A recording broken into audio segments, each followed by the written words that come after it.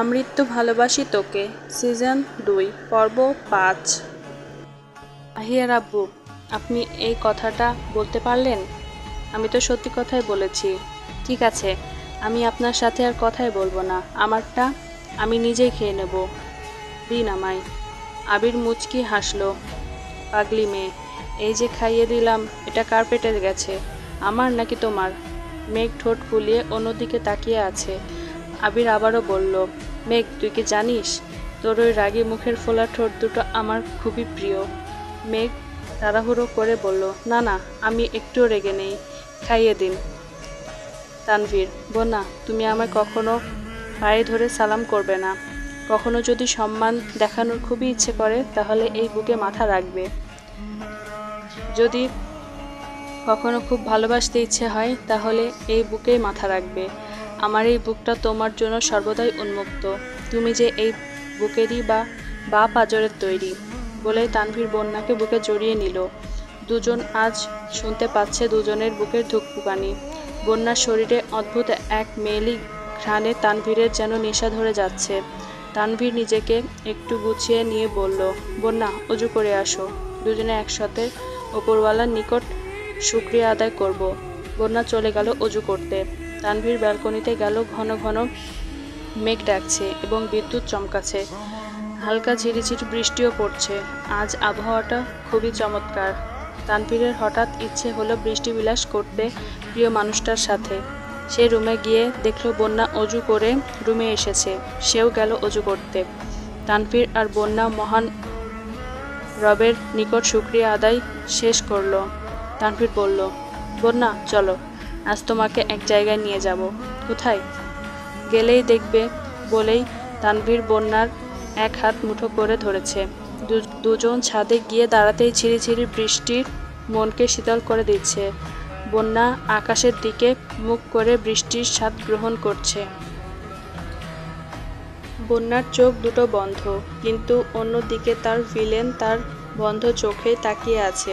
হঠাৎ বাজ পড়ায় শব্দে বন্যা ভয়ে চোখ খুলে দেখল তার সামনে তানভীর দাঁড়িয়ে তার দিকে তাকিয়ে আছে।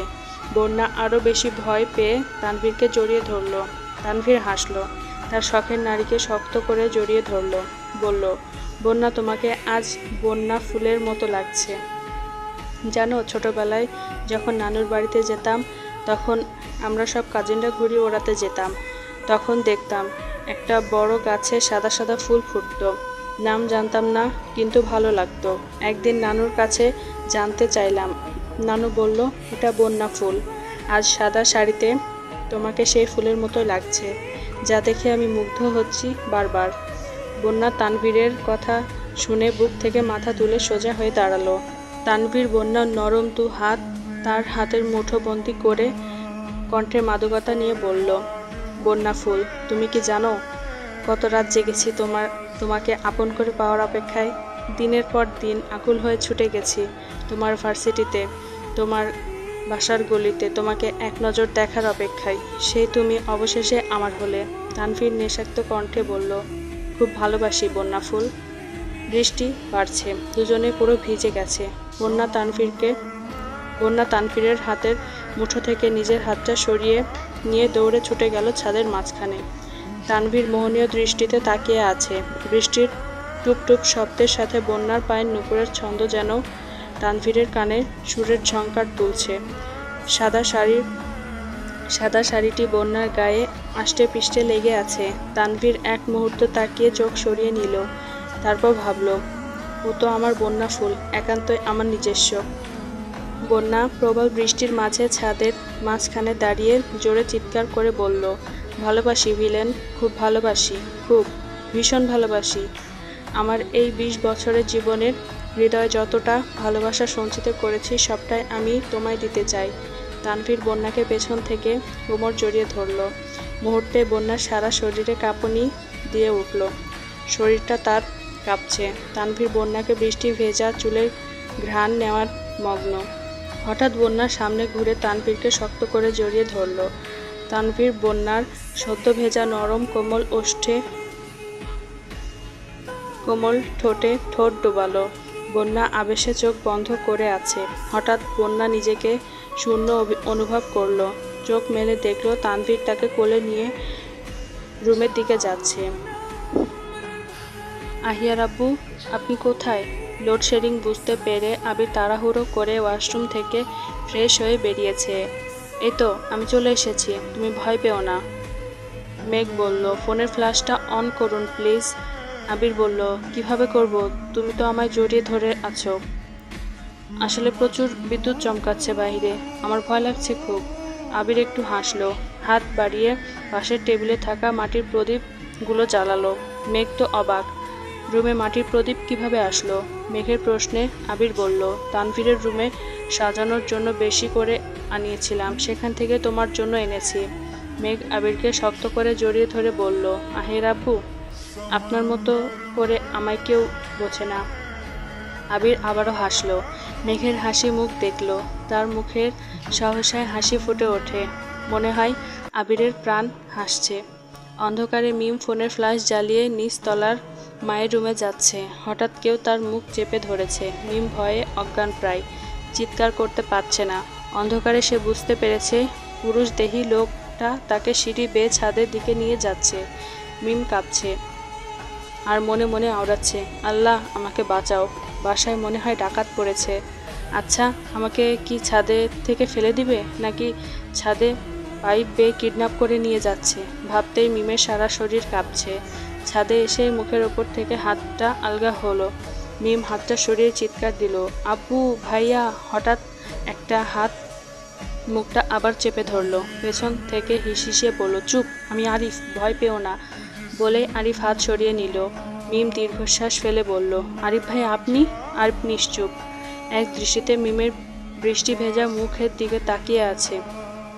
কথা বলছেন না কেন? এত বৃষ্টিতে আমায় ছাদে নিয়ে আসলেন কেন? আরিফ এখনও চুপ, আজ কোনো কথাই নেই তার মুখে। কি হলো আরিফ ভাইয়া? অন্য সময় তো মুখ থেকে খই ফোটে, আজ কোনো কথা বলছেন না কেন? আরিফ চুপচাপ মিমের দিকে এক পা আগালো। আরিফ এক পা করে মিমের দিকে এগোচ্ছে। মিমও এক পা করে পিছনের দিকে পেছোচ্ছে। মিম কিছুটা ভীত চোখে আরিফের দিকে তাকালো, কাপা কাপা কণ্ঠে বলল, আরিফ ভাইয়া কি হলো? কেন এনেছেন বলবেন তো? আরিফ স্থির চোখে মিমের ভয়ার্ত মুখের দিকে তাকিয়ে আছে। বলল, মিম তুমি ভয় পেও না, তোমার অসম্মান হবে এমন কিছু আমি করব না। আমি তোমার সাথে কয়েকটা কথা বলতেই চাই, বলেই চলে যাব। এমন কি বলবেন যার জন্য এত রাতে বৃষ্টির মাঝে ছাদে নিয়ে আসতে হলো? আমাকে যেতে দিন, কেউ দেখলে সমস্যা হবে। আরিফ মোহনীয় দৃষ্টিতে মিমের বৃষ্টি ভেজা মুখের দিকে তাকিয়ে আছে। তার চোখ দুটো কিছু বলছে, যা আরিফ মুখ ফুটে বলতে চাচ্ছে না। হঠাৎ আরিফ মিমের দু গালে হাত রেখে কণ্ঠে মাদকতা মিশিয়ে বলল, মিম, আমার জীবনে তুমি সেই ব্যক্তি যাকে দেখলে মুহূর্তেই আমার হৃদস্পন্দন বেড়ে যায়, যাকে এক মুহূর্ত দেখার তৃষ্ণায় আমার হৃদয় ব্যাকুল হয়ে ওঠে, যার জন্য নানান অজুহাতে এই খানবাড়িতে আমি বারংবার ছুটে আসি। মিম, তুমি সত্যি জানো না, তুমি হাসলে তোমার ওই চোখ দুটোও হাসে। তোমার ওই সমুদ্রের মতো গভীর চোখের চাহনি দেখে আমার হৃদয় ঘায়েল হয় প্রতিক্ষণে, প্রতি মুহূর্তে। আমার চোখে তুমি এক ভয়ঙ্কর সুন্দরী, যার মোহে আমি সারা জীবন কাটিয়ে দিতে পারি। আমার হৃদয়ের রানী, তুমি কি আমার হবে? থাকবে সারা জীবন আমার সাথে, দুজনের হাতে হাত রেখে পথ চলতে একসাথে? কথা দিচ্ছি, কোনো অভিযোগ করার সুযোগ দেব না। ভালোবাসি, ভীষণ ভালোবাসি, খুব খুব খুব ভালোবাসি। মিম নিশ্চুপ, সে অবাক, কিন্তু তার চোখে চোখ দুটো শান্ত। মিম শান্ত দৃষ্টিতে আরিফের মুখপানে তাকিয়ে আছে। কি থেকে কি হতে যাচ্ছে সব তার মস্তিষ্কের উপর দিয়ে যাচ্ছে। মিম কিছুই বলছে না। এটা দেখে আরিফ তার দু কাঁধে হাত রেখে ঝাঁকুনি দিয়ে বলল, মিম, তুমি কি শুনতে পাচ্ছ আমার কথা? তুমি কি উপলব্ধি করছো এই হৃদয়ের ব্যাকুলতা? মিমের মনে হয় কিছু একটা হুঁশ ফিরল। বলল, ভাইয়া কি বলছেন এসব? আমার খুব ভয় করছে, আমাকে যেতে দিন প্লিজ। বলেই মিম গেটের দিকে পা বাড়ালো। পিছন থেকে আরিফ তার এক হাত ধরে রাখলো। চলে যাচ্ছ, যাও। পালাচ্ছ, পালাও, কিন্তু যত দূরেই পালাও তুমি কিন্তু আমারই। আমি যতটা শান্ত তোমাকে ছাড়া আমি ততটাই ভয়ঙ্কর। আরিফ হাতটা ছাড়তেই মিম দৌড়ে ছুটে পালালো তার রুমে। ঠাস করে রুমের দরজা বন্ধ করে মিম দরজায় কাঁধ ঠেকিয়ে হাঁটু ভেঙে নিচে বসে পড়ল। তার হাত পা থরথর করে কাঁপছে। কি হচ্ছে এসব? মিম কিছুটা আরিফকে পছন্দ করলেও সে কখনো এমন কিছু আশা করেনি মোটেও। মিমের কিশোরী হৃদয় আরিফের মোহ মায়ায় আটকে গেছে, কিন্তু তা সে কি করে স্বীকার করবে আরিফের কাছে? ভাবতেই তার লজ্জায় মরিমরি অবস্থা। তাছাড়া ফ্যামিলি কি মানবে? ভাইরা কি কখনো মানবে? ভাবতে ভাবতেই মিম ফ্লোরে শুয়ে পড়ল। আরিফকে নিয়ে এখন লজ্জার সাথে সাথে মিমের ভয়ও কাজ করছে। আজ আরিফের কয়েকটা কথা শুনে মনে হচ্ছে আরিফ মিমকে ঠান্ডা স্বরে হুমকি দিয়েছে। কি করবে সে? ভাবতে তার মাথা ঘুরে যাচ্ছে। ভাবতে ভাবতে ক্লান্ত মস্তিষ্ক নিয়ে মিম ফ্লোরেই ঘুমের রাজ্যে তলিয়ে গেল। ফজরের আজান পড়েছে চারিদিকে। তানভীর বন্যার মাথায় হাত বুলিয়ে ডাকছে, বন্যা, বন্যা ফুল, ওঠো, ফজরের আজান দিচ্ছে। বন্যা ঘুমো ঘুমো চোখে তাকালো, দেখলো সামনে তানভীর তার মুখের দিকে ঝুঁকে আছে। আ বলে চিৎকার দিয়েই শোয়া থেকে উঠে বসলো। শরীরের দিকে তাকিয়ে দেখলো একটা টি শার্ট পরা।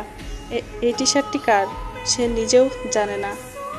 ভয়ার্ত কণ্ঠে বলল, আপনি এখানে কি করেন? আমার বাড়িতে এত রাতে কিভাবে ঢুকলেন? আমাকে চেঞ্জ করিয়েছে কে? বেচারা তানভীর হতভম্ব মুখ নিয়ে তাকিয়ে আছে। কি হলো? তার বউ একই বলছে। তানভীর নিজেকে কিছুটা শান্ত করে বলল, বন্যা ফুল, তুমি কি ভুলে গেছো গতকাল আমাদের বিয়ে হয়েছে? তুমি এখন আমাদের বাড়িতে। বন্যা স্তব্ধ হয়ে গেল। ঠিকই তো, সে তো এখন খান বাড়িতে। তানভীর তার স্বামী। বন্যা আস্তে আস্তে বলল, ইয়া মানে আসলে আপনি যেভাবে মুখের ওপর ঝুঁকেছিলেন আমি তো ভয় পেয়েছিলাম, আর হঠাৎ করেই ঘুম ভাঙায় সব গুলিয়ে ফেলেছি। তানভীর হাসলো। ঠিক আছে, নো প্রবলেম, এখন গোসলে যাও। চারিদিকে আজান পড়ছে, ফজরের নামাজ আদায় করব। আমি মসজিদে যাচ্ছি। বন্যা বলল, ঠিক আছে। মনে মনে আওড়াচ্ছে, ভিলেনের বাচ্চা ভিলেন, আমার সারা শরীরে ব্যথায় টনটন করছে, সব দোষ এই ভিলেনের। ভাবতে ভাবতে